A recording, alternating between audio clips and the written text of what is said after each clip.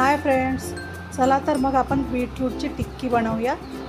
त्यासाठी एक मोठा बीटरूट मी किसून घेतलेला आहे, एक उखळलेला आलू घेतलेला आहे, बारीक चिरलेला कांदा घेतलेला आहे, पुदिन्याची थोडीशी पानं घेतलेली आहे, जिरं भाजलेल्या जिऱ्याची पावडर घेतलेली आहे, अद्रक मिरची लसूणचा पेस्ट बनवून घेतलेला आहे आणि मीठ टाकलेलं आहे। हिरव्या मिरच्या तुम्हाला जेवढ्या तिखट पाहिजे त्या हिशोबाने टाकायच्या आहे आणि शेंगदाण्याचा कूट टाकलेला आहे।